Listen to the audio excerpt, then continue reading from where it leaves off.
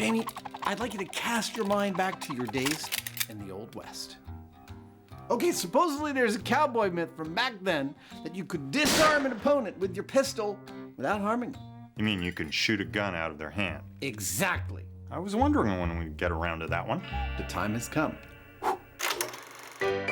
Back in the Old West, any good guy gunslinger worthy of a sheriff's badge could supposedly disarm the bad guy with a single sharp shooting shot.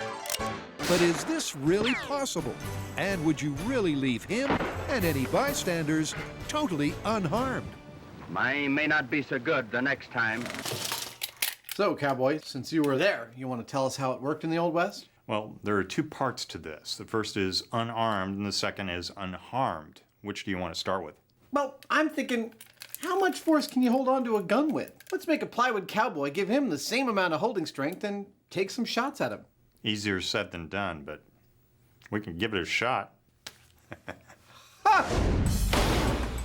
So, first up, Quick Draw Savage sketches a plywood posse.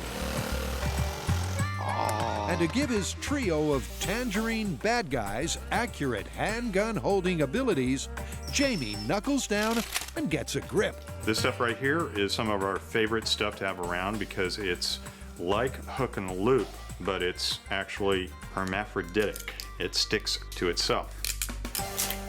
Ah, perfect. Next, the team saddles up and heads on down to the range, the gun range. It looks great. An orange posse of trouble. We're gonna have to shoot their guns out of their hands. So I'm standing in the Chabot gun range, site of several other Wild West myth adventures by the MythBusters, including Son of a Gun. I think he did it. Gunslingers. Are you kidding me? And What is Bulletproof, both 1 and 2.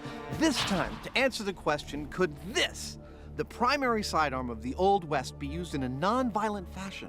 I.e., could you use this to shoot one of these out of your opponent's hand and disarm him? Hey, Adam, come check this out. What do you got? This is my human hand grip simulator. I love it. How do you want to test it? If you hold on to this gun, Okay. and I yank it out of your hand and see what that feels like. All right? Feel like you got something? Yeah. I'll have you hold on to this thing just securely, and I'll yank it out of there. And if I feel like they're the same, then we're in business. That's spot on. Really? Yeah. All right, let's mount it up and shoot at this puppy. Okay. The gun is placed in the bad guy's grip simulator as if midway through the draw. And with the help of a sharp shooting laser, Adam and Jamie take aim, ready to fire. Perfect.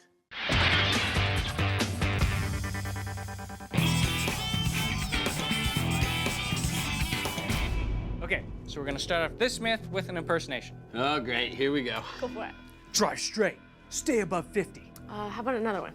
There's a bomb on this bus. If you slow down, it'll explode. All right, well, judging from your quotes, I take it we're testing another speed myth? Right. Right.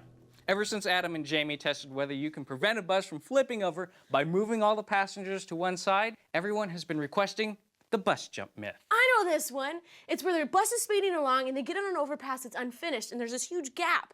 But somehow they pull off this leap across the gap, make it to the other side, drive away perfectly, and nobody's injured in the process. Exactly. You're not gonna do this through the whole myth, are you? Yes, I am.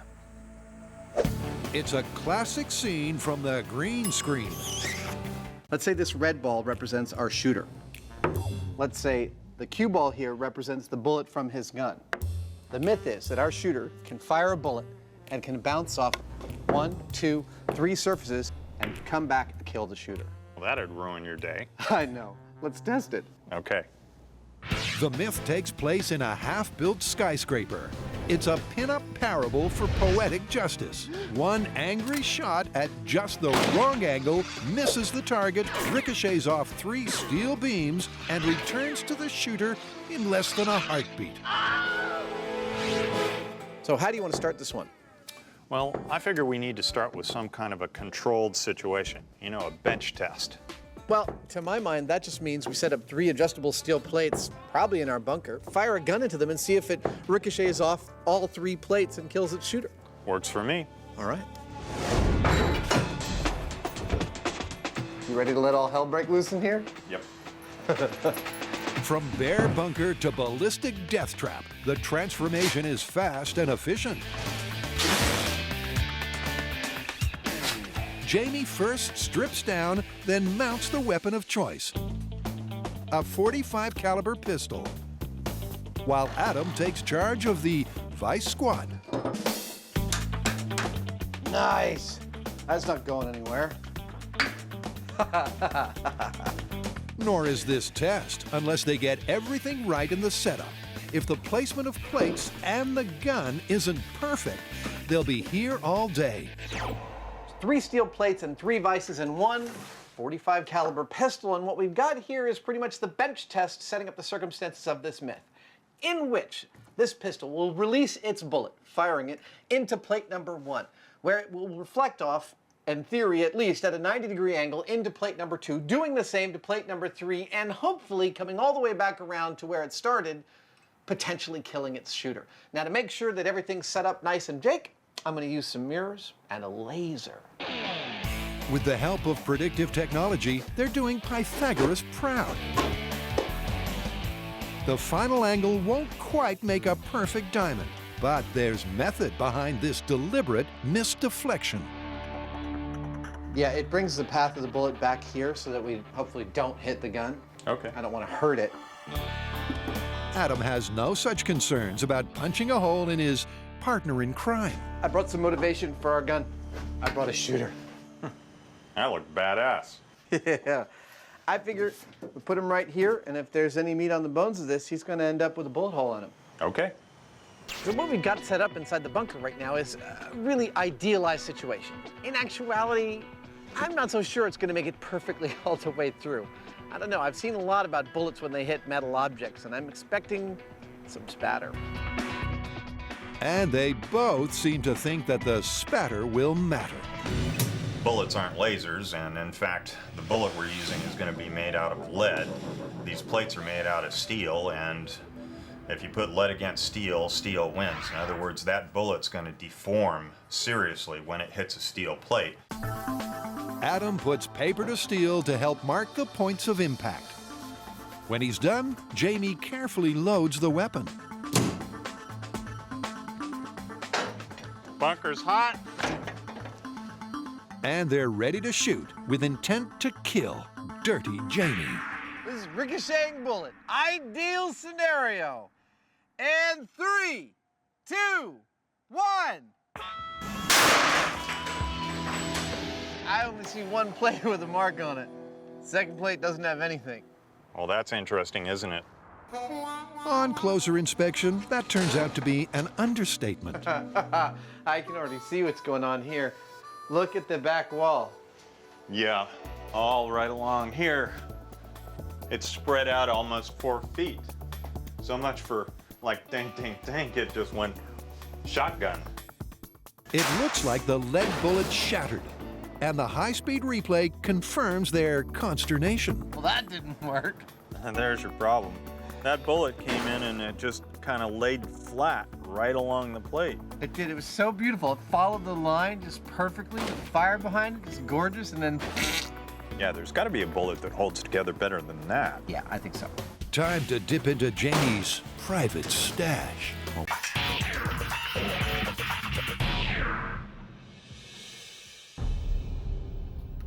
What do you got there? A story about very small things? Yep. We're talking about millions of tiny organisms that you come into contact with every day, but some of them could have a nasty surprise waiting for you and be really harmful. I got one that fits that bill. I got a chain letter recently that stated a woman had died from a deadly pathogen she contracted drinking from a soda can tainted with rat urine. That's exactly what I'm talking about. Well, let's get to it. Okay. Wherever there are rats, filth follows. But are soda cans really contaminated by rat pee? And if they are, could drinking directly from the can be deadly? So how do you want to test this? Well, you know, this myth is so pervasive, we need to get it right. And that means we need to have a nice, large sample size. Okay, and I think we should start with a positive pee control so that we know what rat urine looks like, we know how to test for it, we know how to know when it's there. And we need to just get a whole passel of rats, a bunch of cans, and let nature take its course, huh? Is passel the collective noun for rats? I don't know. Well, actually, it's a horde, swarm, rabble, or pack of rats. But before they get started, But I don't understand. How is it possible that rat pee could kill you? Yes, it's not rat pee itself that could kill you. It's the fact that rat pee could potentially carry both leptospirosis and hantavirus that makes it potentially dangerous. I see. according to this myth, deadly pathogens transfer from rat through rat urine to soda can, and from there to people. So first, they're starting with a positive control. Now, normally we certify our tasty, tasty MythBusters Cola as both a life-extending elixir and rat pee free. Until today. Today, 1,000 of these puppies are going to be set up as a rat run to be used as what we like to call a control for exposure to rat pee. Adam and Jamie will hone their rat pee tracking technique before moving on to test real-world soda cans. So why go to all this trouble to clean the cans just to have rats pee on them? Well, it's because all we want to find is rat pee, not random dirt or other false positives that may be introduced into our test. So we scrub every single one. And I gotta say, looking at 1,000 cans, there's a lot of dirt to be cleaned up. Now that the cans are pristine, let the rodent incontinence begin. This little guy right here is Rattus norvegicus, otherwise known as the dwarf rat or the sewer rat, the brown rat or the common rat. They're the dominant rat species in the northern hemisphere, and they were held responsible for the Black Plague in the Middle Ages, which killed tens of millions of people. However, technically it was the fleas they carried, not the rats themselves, that caused the plague. And now it's their urine taking the blame. But is it deadly? The rats aren't shy in helping the guys find out. Oh, I see some rat urine on a can. Nice! This is awesome. This is one of those sounds that you'll only hear on MythBusters. Sound of 40 rats on 1,000 cans.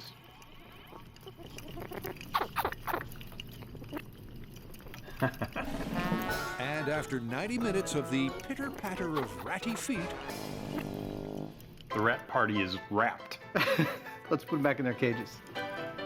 there's certainly rat pee on those cans. And the first tracking technique? Blacklight. Did you know that rat pee fluoresces under blacklight? Well, that's the next thing we're gonna do. We're gonna get some blacklights and go take a look for them. I feel like I'm one of those police procedural dramas. And with plenty of glowing puddles, It's gotta be urine. Lights up like a pinball machine. Oh, this one is so gross. Look at that. the boys are positive that the blacklight is the perfect way to pinpoint the pee. Well, that's gross. I guess it's time to collect our real-world random samples now. Well, we better get started. We've got 1,000 cans to collect from all over the city. 1,000. Okay, let's do it. So what's the story? Well, I've been thinking, wouldn't it be cool if we were action heroes in our own movie and some bad guys were trying to blow us up, but we managed to escape? Is that a harp I'm hearing? Shush, here comes the clip. It's a climactic cinema cliche. Our heroes are trapped on a boat, and a bomb's about to explode. To escape certain death, they take the plunge. And after a huge kaboom, resurface completely unharmed. So you're wondering whether diving underwater could help protect you from an injury in the case of an explosion. Exactly. Sounds like a blast. The MythBusters are no strangers to shockwaves, testing if they can cushion a fall, Wow, here comes the shockwave. fuse metal, and even make diamonds. But what actually causes one? A shockwave is created when the rapidly expanding gases inside an explosion travel faster than the speed of sound. And it's this shock front that causes a wave of destruction. But can you avoid imminent annihilation by leaping into water? Well, to find out, the MythBusters are hunkering in the bunker for a proof of concept. So what's this tank all about? Well, Jamie and I wanted to build an experiment that allowed us to see the propagation of a shock wave in water versus air, i.e. in a high impedance fluid as opposed to a low impedance fluid. So, with a little bit of acrylic, a little number 16 acrylic glue, some caulk, and some 1032 button-headed and countersunk screws, I put together this bifurcated tank with the plan to fill this half with water and that half with dry ice fog, or air that we can visualize. We're gonna put a firecracker right up here in the center, explode it, and hopefully we'll be able to view that same shockwave in the two different media and see if there's a difference on the high-speed camera. And for that, Jamie's turned to string theory. These will hang in the water and move if a shockwave hits. With the tanks filled and a firecracker primed, stand by for mayhem in miniature. Everything's perfect. Ah, I saw the water move. Well, let's see how it looked on the high speed. But a closer look at the high speed reveals not much, actually. I think we need something bigger than this firecracker. I think we do. We're going to juice things up a bit. This little firecracker only has a few grains of flash powder in it. If you happen to hold on to this, it'd give you a nasty little burn and make your fingers numb. Officer Smith, I think we need something a little bigger. Can you hook us up? The M80. That ought to do it. This thing has a few grams of flash powder in it. If you held on to it, your fingers are going away. It's going to give us enough of a shock wave to do the job. With shockwaves, apparently size matters. Cue the M80. Come on, baby.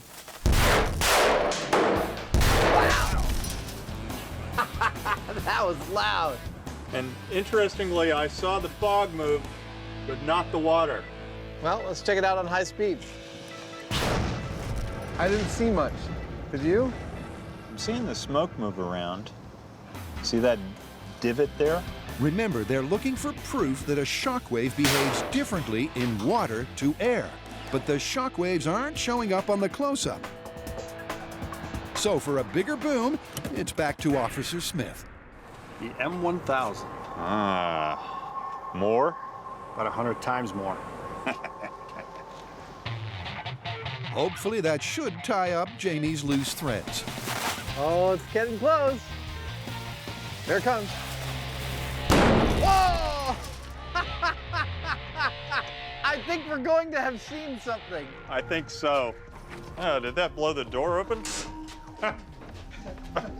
There's water on the ceiling. That's always a good sign. Yeah. A good sign, but once again the high-speed replay has the same problem. There's no clear shot of the shockwave. It's reacting, but they seem to be reacting differently somehow. Well, they're not telling us what we want to see. I think we're going to have to concoct a different test if we're going to learn whether or not there's a difference between a shockwave in the water and a shockwave in the air. I think you're right. We're done here. Okay. Next up is an actual prank. Let me start with a question. Have you ever gone to sleepaway camp? I was a camp counselor for years. Okay, did you ever play pranks on the kids in your charge? Of course. In fact, that was a job requirement. Ever take a sleeping person's hand and dip it in a bowl of warm water to see if they'd wet themselves? Actually, no, but I have always wondered about that one. You're not going to have to wonder much longer because we're going to put it to the test. Well, all right then. Aside from our sleeping human guinea pigs, the only piece of equipment the team requires for this test is this moisture-activated voice alarm. So how is it that these shiny strips of metal are able to detect liquid? Well, when water crosses over two of these strips, it'll allow a minute amount of electrical current to pass through it, and this alarm right here is sensitive enough to detect that and start yelling at me. Oh my God, what the hell are you doing? When it does. Next, the guys need a place to sleep. Got my jammies. I'm ready to go to work. And here at the California Sleep Lab, in this bedroom with a view, they've got state-of-the-art monitoring equipment. This looks comfy. A lovely plastic sheet. This is a camp prank, a staple of camp pranks the world over for generations, I swear. And it is simply that if you take a sleeping person's hand and place it in a bowl of warm water, that person will involuntarily wet themselves in their bed. Oh my God, what the hell are you doing? Yeah. Now, we researched the heck out of this, and we got tons of anecdotal evidence, but nobody seems to have studied it, and that's where we come in. All right, so we're gonna start your hookup now? Okay. We have come to the California Center for Sleep Disorders, and Jamie and I are each going to take turns being the test subject. One of us will fall asleep in this bed, and when we reach the correct phase of sleep, the other one will sneak in with a bowl of water and see if this is in fact true. Do I think this is gonna work? Well, in my case, not so much. As it happens, I'm a very light sleeper, and my suspicion is that if somebody comes in the middle of the night and tries to mess with my hand, the other one's gonna hit him square in the face. And that is surely the key stumbling block for this myth. Is he sucking his thumb? Unless they are absolutely out for the count, getting the sleeper's hand into the water without waking them up will be tough. But that's where clinical director Michael Salemi comes in. His eyes are closed, but he's definitely not asleep. With all the electrodes on Jamie's head, what are we looking at there? These are his eyes right here, and we're looking at eye movements, and this is his EEG. So we're looking at his brainwave patterns here to see if there's any changes that would indicate that he's actually fallen asleep. Basically, by monitoring the brain's electrical activity, we can tell how deep is Jamie's sleep. Stages 1 and 2 are light transitional stages that won't be ideal for this test. Stage 3, also called slow wave sleep, is the goal. Here, brain activity is significantly reduced and the sleeper is less easily woken. But Jamie's playing hard to get. He's not sleeping. He's waiting. And Adam, geared up with night vision goggles, loses patience and goes in. Oh, you're totally awake. You've had like 2 hours, man. Sorry. Nice get up. Thank you. I think your time is up. I think it's my turn. Okay. Well, I don't mean to be a party pooper, but no sleep, no results. So, I was right about Jamie not sleeping. He was waiting, and he waited us out. He waited so long we had to throw him out as a test subject. I've always wanted the cyber hair extensions, and now it's my turn. As soon as Adam's down, he's out. And finally, things are looking up. Or are they? Although Adam dropped asleep really quickly, he may not be a very good candidate for this either, because Adam has sleep apnea, which means that he's struggling for air from time to time and it's waking him up. So he may not be able to get down into that deep sleep that we need him to be at to do this trick. But before the team runs out of patience, Adam finally descends into stage 3 sleep. However, there's another complication. Both of his hands are under his head, so I don't know what to do other than try it. If he doesn't wake up, maybe we'll get what we need. Now from high diving to deep sea diving. Before the days of scuba diving, divers would go down in those old suits with those brass helmets, just like this, right? Sure. They would pressurize their suit using a compressor on a boat at the surface. To counteract the external water pressure. Exactly. Well, that sounds like an accident waiting to happen. And that's what this myth is about. If that compressor were to stop or the air hose would get cut, that diver would come to a grisly end. Yeah, without the high pressure air helping to keep the suit inflated, it would simply crush under the weight of all the water. That's right, and the pressure would change so suddenly, it would be so dramatic that it would literally squish the diver into the helmet. Sick. I love it. Yep, according to this macabre maritime myth, early deep-sea diving suits had a flaw, whereby a failure in the air supply could cause a drastic depressurization. But could the pressure differential really put the squeeze on an entire human body? Or is this a load of pulp fiction? So how do we test this? Well, ultimately, I think we need to build one of these suits, put a human analog in it, drop it to the bottom of the ocean, cut the line, and see what happens. See if we get instant sausages. Or whatever. Okay, before we do all that, I think we need to do 2 things. We need to go talk to an expert, and we need to do a few proof of concept tests. And at San Francisco Maritime National Historical Park, ex-Navy diver Mike Ward is just the expert Carrie needs. What do you think? Have you heard this? Oh, yeah. It's been talked about for many years. Whether or not the whole body would go up there, I don't think so, but I think it'd be pretty dramatic. So what kind of diving were these suits used for? They were used for salvage diving, mariculture diving, sea harvesting, construction. They were used for virtually every kind of diving. This was the very first real type of commercial diving suit. How deep do they go? Down to 300 feet on average. 300 feet is quite a depth, but as Mike explains how the suit works, there's one feature that's troubling Carrie: the non-return valve. The valve only allows air to come in one direction. In the event that the hose gets cut, the pressure differential automatically forces the valve shut. It doesn't allow anything to go up the umbilical. You need a dive suit without a non-return valve for this myth to be possible. I would test it as though the non-return valve wasn't working right. A lot of times divers wouldn't do the maintenance. The valve would get stuck and that would cause the failure. So according to our dive master, the particulars of this myth are positively plausible. Which means it's time to get down to business. As always on MythBusters, we're going to start out in the small scale. Basically, I'm going to make a tiny little diver that we can do some experiments on and find out what kind of effect suction really is going to have and let us design our big experiment. And as Carrie's voodoo diver takes shape, it's clear who the sacrificial mini-me will be. The diver is becoming Little Grant. God. Look, is that Brad Pitt? That's great.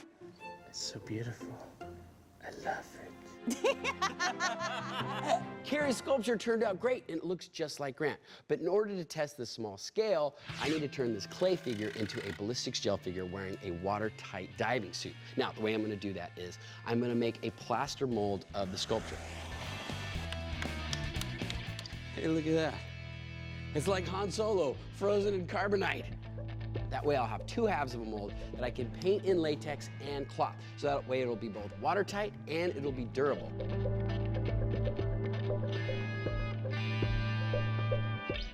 Once the latex is dry, I'll put the two halves together and then I'll fill the whole thing up with ballistics gel. Once the ballistic gel sets, I'll be able to open up the mold and what I'll be left with is a mini Grant diver made out of ballistics gel in a watertight diving suit. Ah, look at that. Look, his little suit's there. It's loose on his body. That's perfect. It'll fill right up there. All right, now let's see if we can get him out without ripping his head off. And thanks to Tori's ingenuity, mini diver Imahara emerges perfectly formed inside a watertight diving suit. It's a little diving Grant. So creepy. Look at the skull. So this is gonna be perfect. I gotta do a little bit of repair work on the seams, but we're good to go.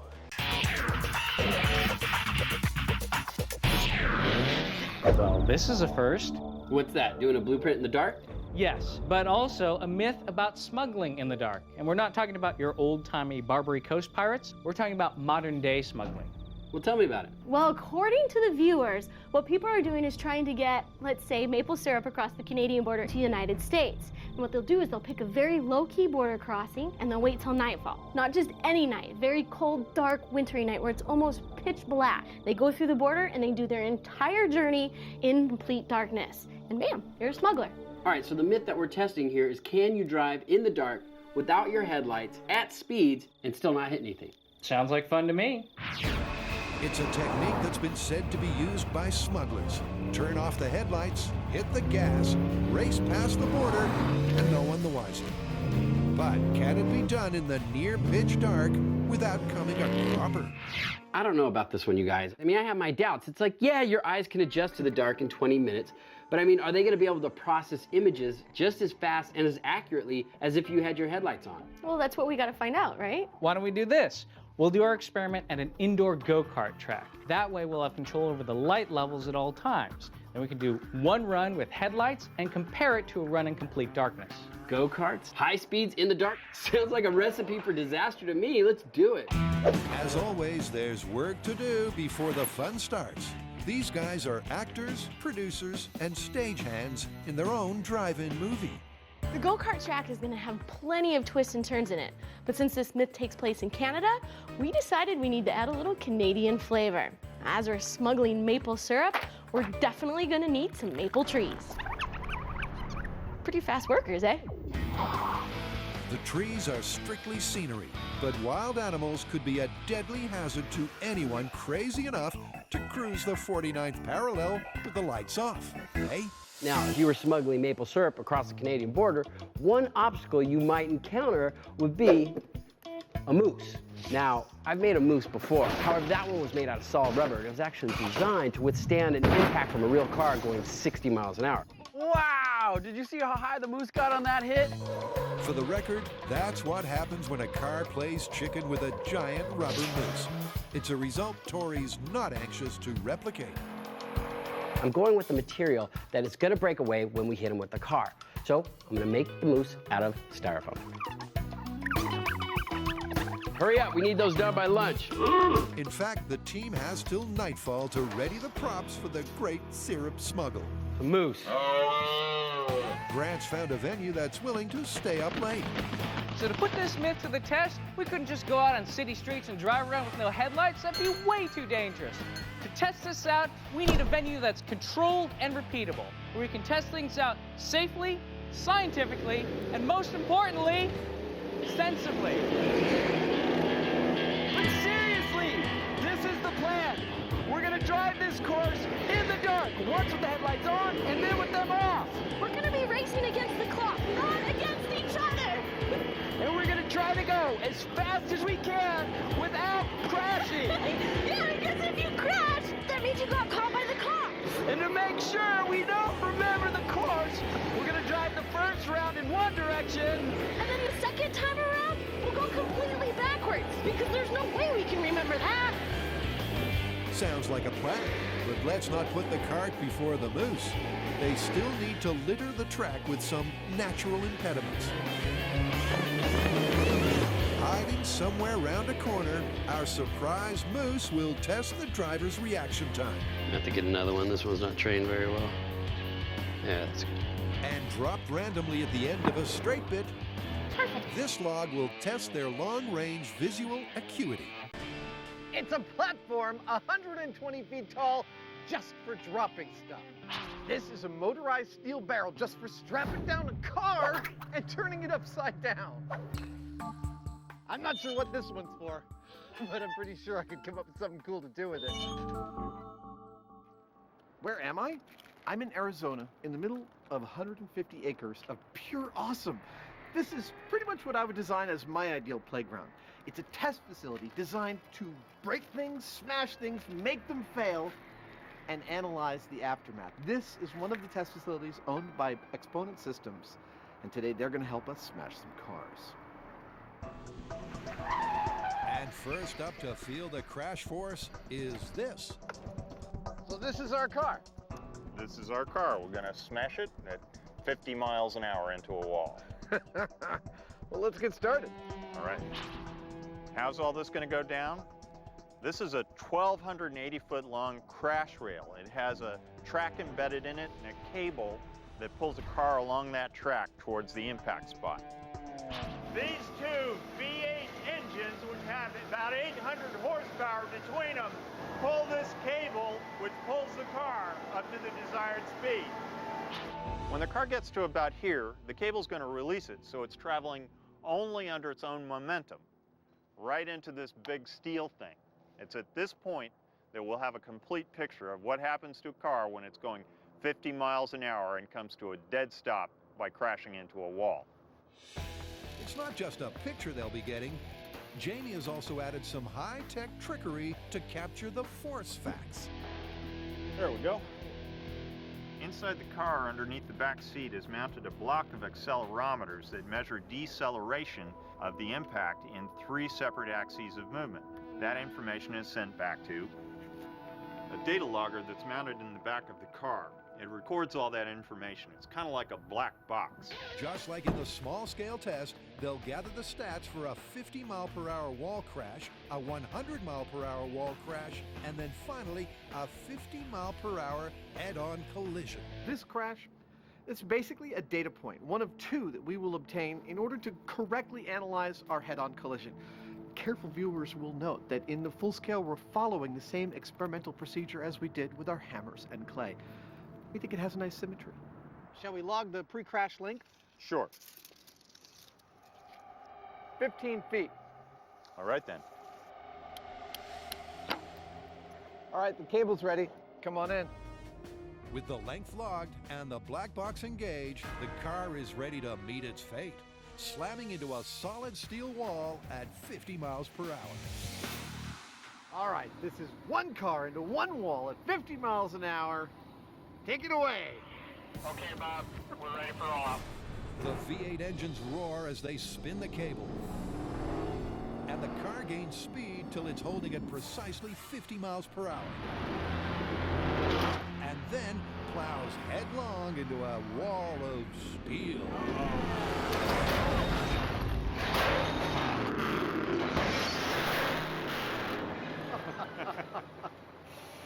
Oops. I hope they're insured. Yep, it's a car crash, I think. Yeah, I'd say what happened here is this car here hit this wall. There. It's a spectacular smash. The force of the impact crunched the front of the car like a car hitting a steel wall at 50 miles per hour, leaving it 3.5 feet shorter. 11 feet 7 inches. But of course, that's not the only impact stat. What say we find out what the G load was? These guys are downloading the data about the crash right now. Okay, here's the stats on that crash.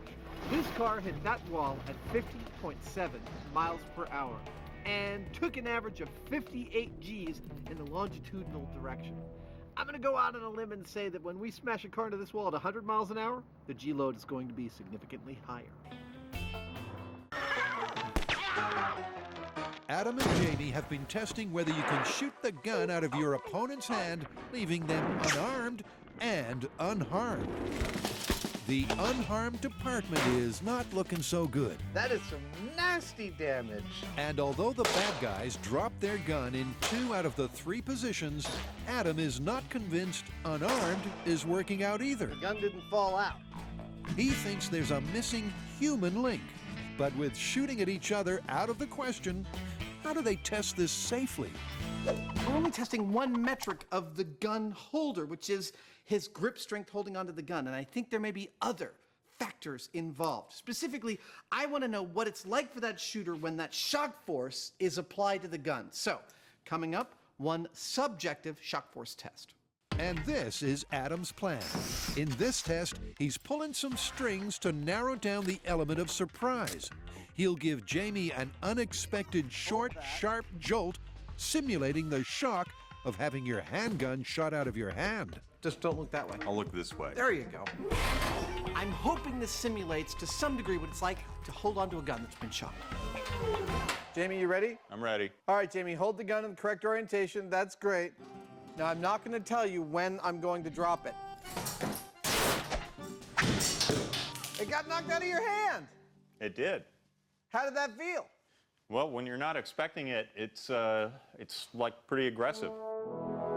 So the surprise of our little string pull experiment made you drop the gun, eh? It did, but you know, I somehow imagined that a real bullet hitting the gun would have more sting to it. Yeah, I've been thinking about that. I think I've got a rig in my head that might be able to add that to the mix. Okay, then. So what is it like when one of these gets shot out of your hand? I think that it would sting like hell. I think it'd be like hitting something hard with a baseball bat. So what I'm gonna do is take this pistol, use it as a template to take an aluminum plate, put some gun handles on it, and a big paddle out here. You see where I'm going with this? And then I'm gonna have Jamie hit that paddle with something like a baseball bat and see how hard it is to hold on. I think I might wanna let go immediately. We're getting close. You don't know this about me, but I have a particular penchant for objects that were clearly made for a very specific function, and yet what that function might be has been lost to time. And this definitely falls into that category. Ta-da! I'm very pleased. I can state without reservation, this is my favorite thing I've ever built for this show. Yeah. If you will hold that. And with a little help from Slugger Heineman, Adam is going to put his new favorite toy to the test. I'm just trying to think, how much damage could I sustain from this? It's just gonna sting. Okay. My eyes are closed.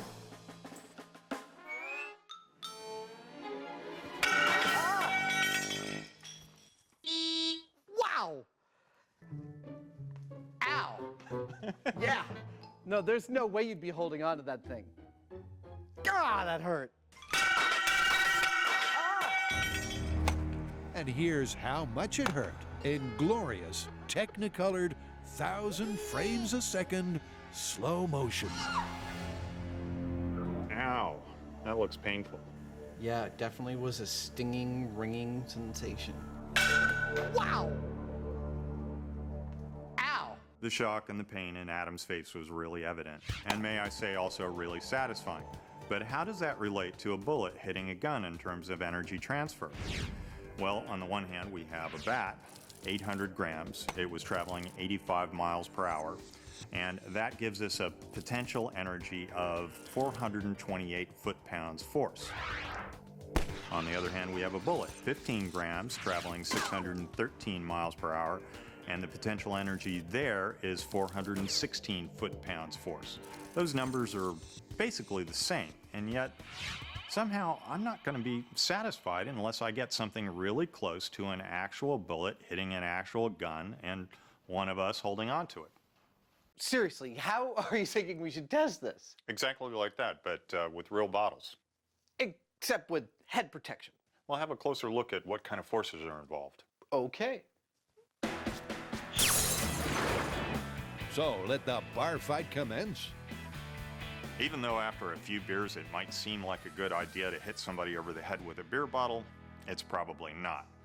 Nevertheless, we feel inclined to get up close and personal in our testing, and that's where this comes in. This is a football helmet outfitted with a specially designed array of accelerometers that will register any movement of our skull and help us determine whether a full versus an empty beer bottle is more harmful.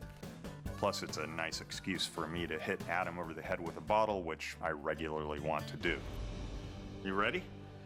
You know, before I put this on and take some hits to the head, let's put this on a non-human analog just to make sure it's safe, see what kind of forces are involved. Okay. It's ready. I'm ready. We're ready. Okay. Safety systems check. Wow. That's not what happens in the movies. Now, it seems like these are a lot harder to break than we thought. And I think that's because of a couple of main reasons. What's the matter, old man? Been too long since your last bar fight? One is, in the movies, you're always seeing people smack each other over the head with bottles, and the bottles break really easily. Well, those are fake bottles. It's the movies. And number two, who among us hasn't dropped and broken bottles? They seem quite fragile. But the fact is, they're not. They're actually built to ship. They're built to last. And when you look at shots like this, and this, it's pretty clear these things are tougher than they look. Adam, however, is as tough as he looks. Ow, ow. Not very. So when our expert crunches the numbers, That was about 107 Gs. the experiment takes a safer turn. And about 100 Gs is the average concussion that we see in the field. I don't think I'm going to be wearing that helmet today. I don't blame you. Clearly, getting hit by one of these, even if you're wearing one of these, is a really nasty experience. So nasty, in fact, that we have decided we are not going to do any testing on human subjects today. Out goes the human, and off comes the helmet. The helmet, doing what it was designed to do, was flexing on impact, absorbing energy, and making it difficult to break the bottle. Cue our hard-headed head stuntman with his crown of data-collecting accelerometers.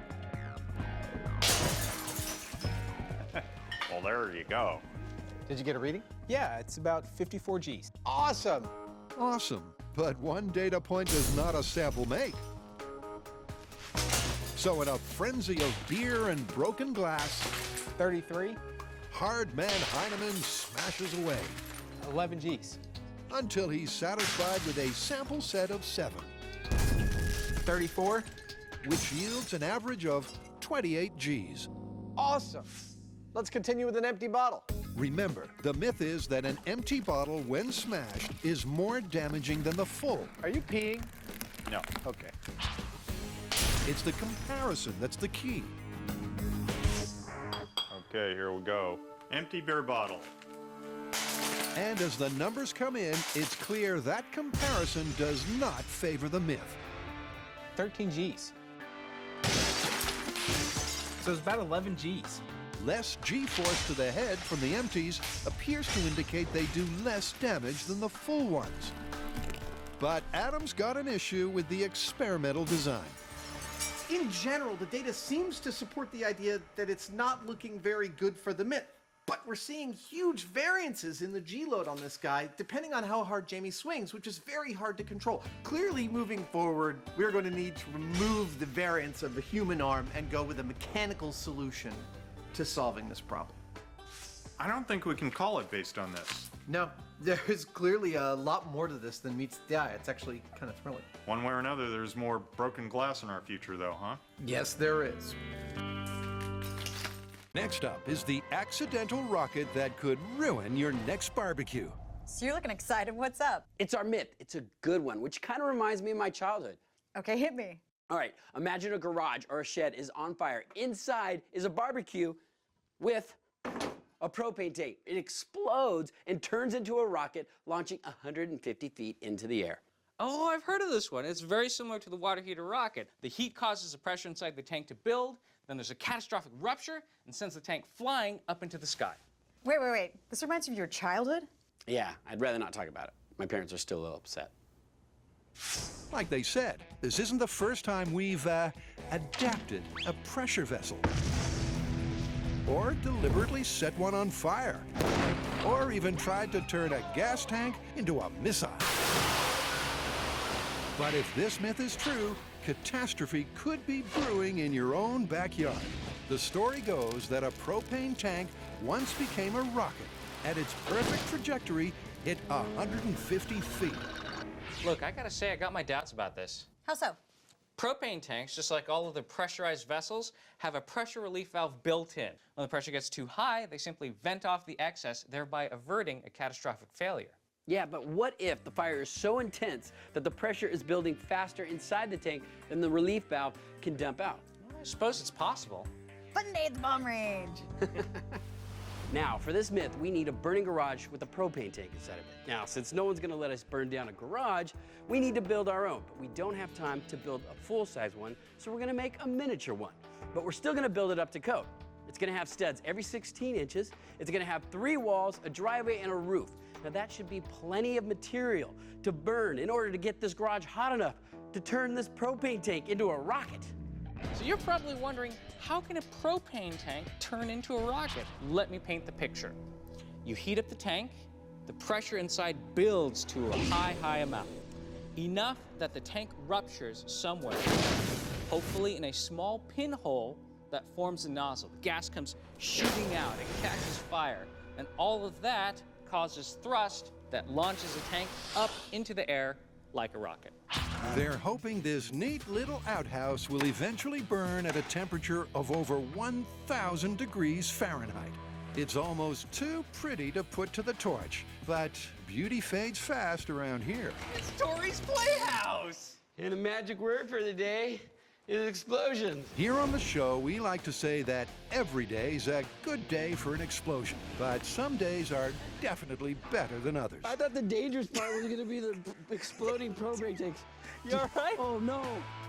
It's hardly a firm foundation, but the guys know that today, the joys of shed ownership will be fleeting. As a rocket launch site, this will soon be a smoking pile of ashes. Shame, really. Carrie, I really love these colors. They're very hot for fall, you know. It's one of the hardest things on MythBusters, and one of the coolest things on MythBusters is you spend so much time on a beautiful build, and then you just obliterate it in seconds. Woo! They're now ready to install the stunt barbecue and the star of the show. Hey, don't forget the propane. Came straight from my garage. But there's still some fuel to add to the fire. So this kind of looks like a lot of firewood, right? Well, it is. Because what we want is for this fire to burn long and hot. So they stack the shed with wood and charcoal, 2 common commodities that should catch fire and raise the temperature. Now, this fire is gonna get so hot that there is a good chance that this tank is gonna explode. But we want a rocket. And if the relief valve does its job, this could turn out to be nothing more than a backyard bonfire. Then again, one of the great things about MythBusters is that we're so often wrong. Now, all we have to do is set it on fire. Is this thing gonna burn? Oh, yeah, it is. Is it gonna explode? It might. Is it gonna turn into a rocket? I hope so. After a liberal splash of gasoline, That ought to do it. the team shows its flair for setting a fire. All right, you guys ready? Ready. Let's torch this thing in 3, 2, 1. Whoa! Run! Each passing second feels like 10 as they hightail it back to the bunker. What? So seriously, we're compiling our all-time favorite MythBuster episodes? Yep. I got a few. Totally. This is going to be awesome. Well, what are you guys standing around for? Let's get started. Oh, crap. So we're all set to launch the top 25 countdown. And it's going to be a wild ride full of spectacle, science, and an intriguing insight into the host's personal highlights. Not to mention all those fan favorites you love to see again and again and again. So where do we begin? What do we got? In at 25, the first most memorable MythBuster moment is in fact the first ever myth. Yep, way back when Adam looked 16 and Jamie looked like Jamie, our dynamic duo took on the myth of the JATO rocket car. And to test it, they built their own jet-assisted takeoff rockets, attached them to a car, Yeehaw! and hit the desert with mayhem in mind. I'm gonna have a grinectomy. It's funny, after all these years, that our first episode, the JATO rocket car, is still a fan favorite and still actually really a high point for me and Jamie. Brakes are coming off. We are a go. Sitting in that chopper watching the rocket car take off. Okay, we're in line. Okay, coming out of full throttle. I'm coming up with the electronics. It was just extraordinary. Go ahead, set them off. Firing in 3, 2, 1, fire. 3, 2, 1, firing. 3, 2, 1, firing. We got them all. I mean, the closest example that I can give to it is that it was like watching some sort of African animal take off really quickly across the savannah. Except this was a car with a rocket on it. I mean, it was beautiful. It was gorgeous. And a classic MythBuster moment. That was hysterical. That was absolutely outrageous. A hint of the absurd, a dash of engineering, and a side salad of busted urban myth. Hey! That was beautiful. From a single soaring moment in the Mojave to a whole lot of locking and loading. Responsibly, of course. Let's do it.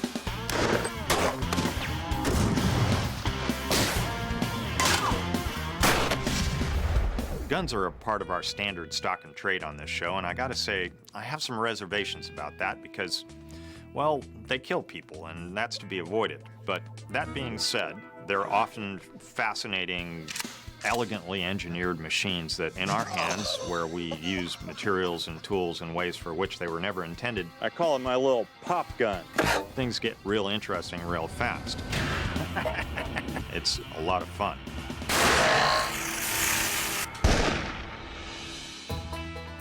You're looking at a vegetarian Hey, nice shot. from California. Let her have it, Carrie. I never expected that I would be a gun person.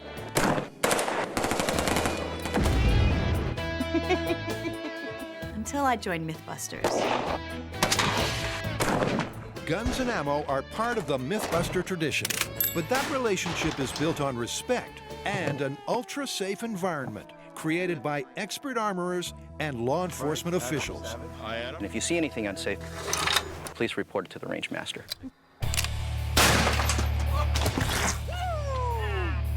But the moment that fires guns and ammo into number 24 is from the viewer-requested mini-myth that it was possible to cut down a tree with a machine gun.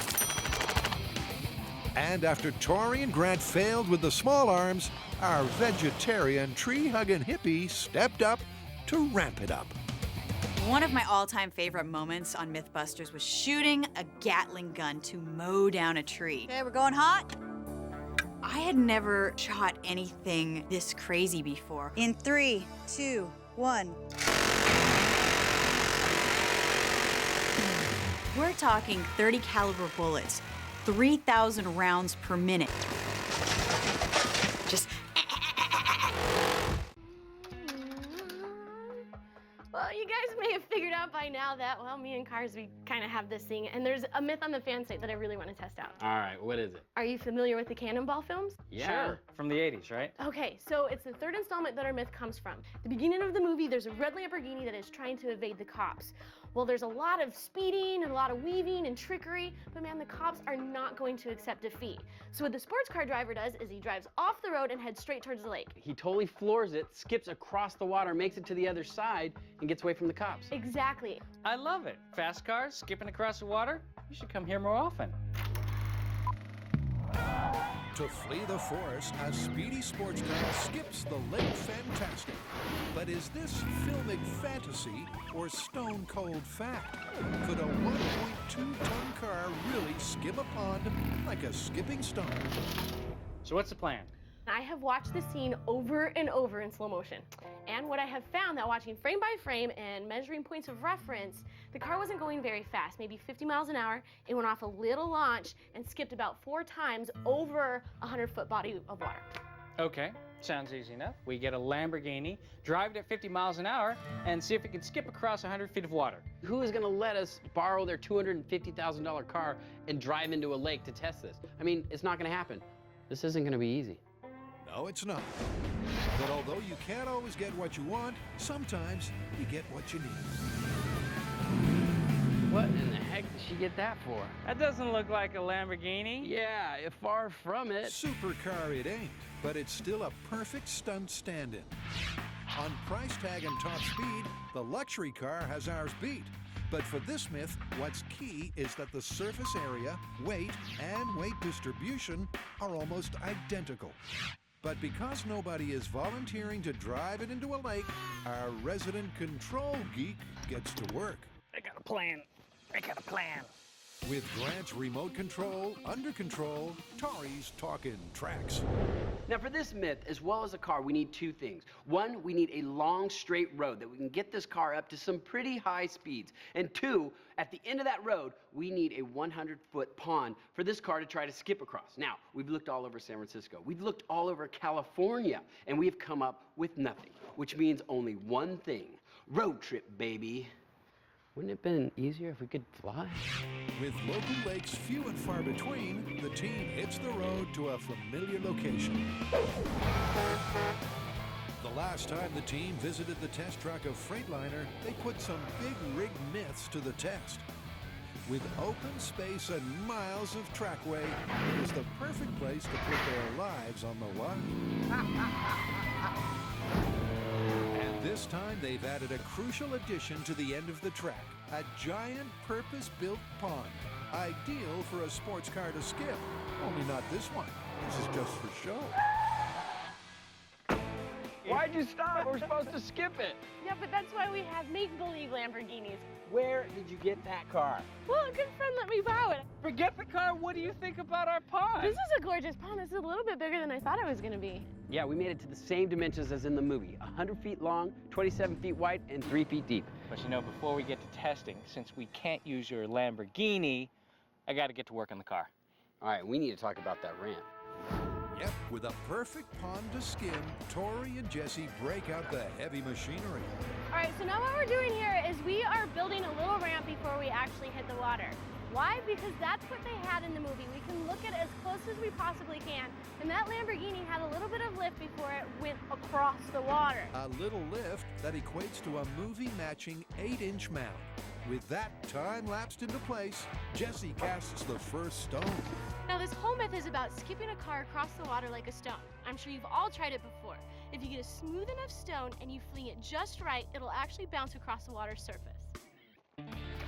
But why? Well, it's all about spin and speed. The spin on the stone stabilizes it and stops it from simply falling into the water. And if the stone is traveling at a fast enough speed, then each time it hits the water surface and pushes some of the water downwards, the stone is forced upwards. So the stone continues to skip along the surface until eventually it runs out of speed and sinks. So if skimming is all down to spin and speed, will a car that isn't revolving skip? There's something that doesn't look quite right with this car. It doesn't look fast enough.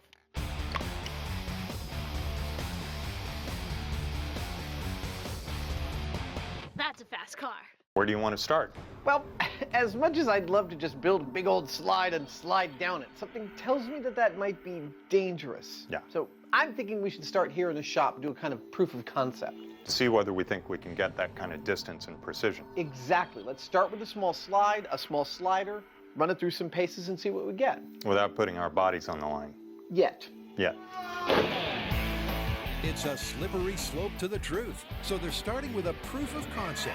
And here's what they're looking for. Doing a scale water slide experiment is a bit of a problem because gravity doesn't scale.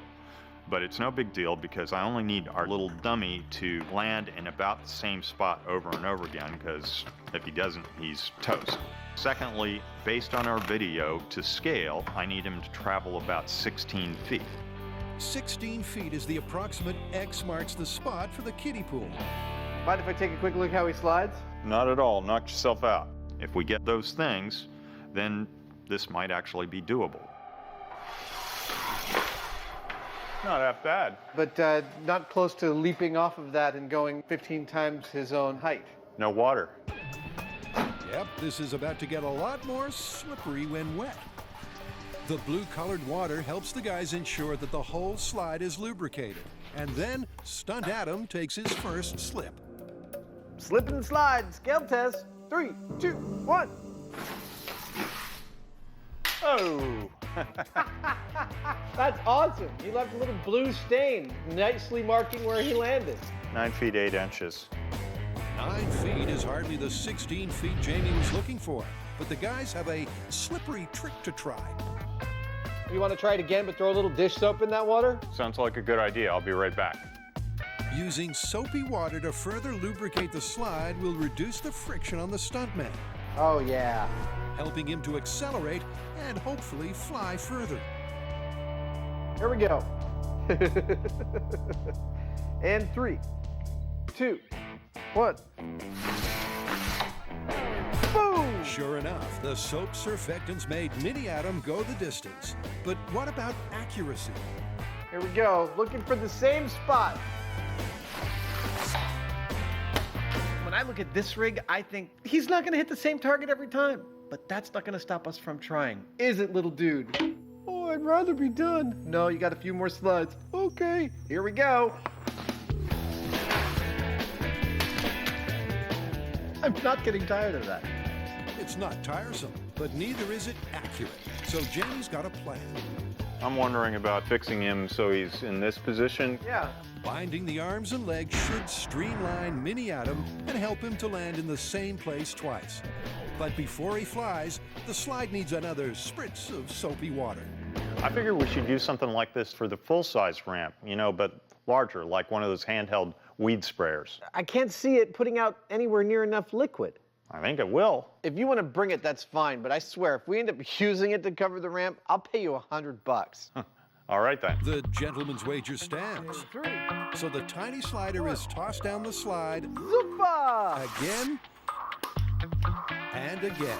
Woohoo! Boom! That actually was pretty close to the last one. It was. And he even landed feet first again. Both times? Yep. Nice. And soon enough, a pattern starts to emerge.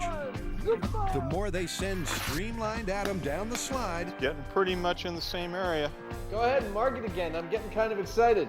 The more predictable his landings become. Jamie, after all the weird crap we've rigged for commercials, I totally did not expect it to get so consistent. Yep, I got 3 in a row here within an inch of each other. Nice. Let's look at how our criteria stacks up. The first thing is that we need our little dummy to land in exactly the same spot. and all these landings are within a few inches. That works. Secondly, to match the video, we need him to come to about 16 feet. And we got landings between 13 and 19 feet, so this might actually work. Adam's optimism should be infectious, but over the years, Jamie's built up a natural resistance. According to the clip, this is all about the shoe. They're hydrophobic, which means they repel water. And we've got the same type of shoe, and they do seem to repel water. Whether that translates to me being able to run across a lake or something, let's just say I think I'm going for a swim. According to the viral video, Jamie needs to hit the water at speed, and the turf should ensure traction right down to the lake's edge. You know, in the clip, they talked significantly about the curve that you enter the water in, like on a long arc, and about believing. You believe you can do it? I'm right there, you know me. All right. Our first splash test dummy takes a fittingly zen-like approach to the challenge ahead. It may not look like it, but this is me stretching, getting all pumped up and in the zone. In seconds, Jamie's going to try exactly what we see the runners do in the video. I think we're going to end up with one soggy Heinemann in the water. All right, here we go. So much for focus. But maybe it does all come down to self-belief. 3, 2, 1, go!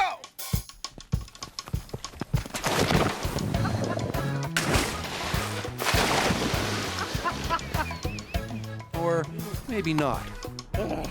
These shoes don't repel water well enough to keep me on top of the water. I just sort of ran into the water, and that's all there is to it.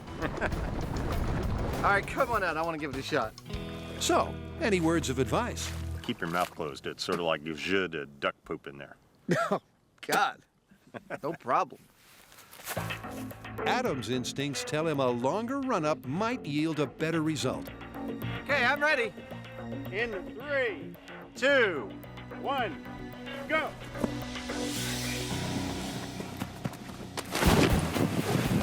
You really can't fault the execution. In fact, Adam's effort looked just like the ones in the video, except for the end bit. Oh, this water's disgusting. So, did you feel like you were on top of the water? I mean, because you didn't really look like it. I felt like I was getting some good leg motion, like pat, pat, pat on the ground. And then my foot hit the water, and it just kept going. Well, apparently the technique does take some getting used to, so I'm gonna give it another go. Knock yourself out. They both decide to continue the testing, desperate to take at least one step on water. Just continue to not work. Every single attempt ends with a splash and a crash. Well, that was a spectacular failure. Yeah, these shoes are going to have a lot more going for them than water repellents for that to work. That's true enough.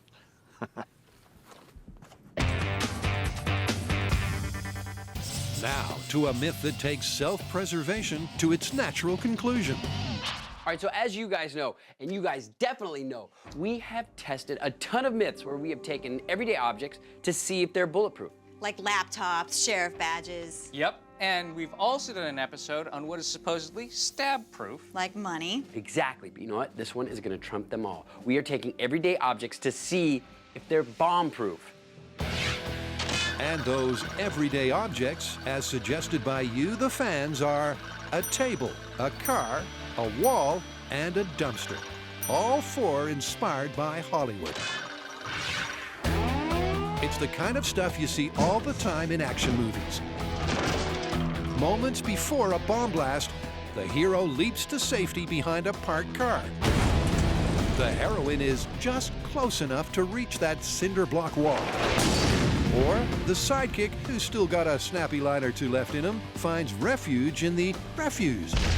But we want to know if any of these suburban shields could really save your bacon.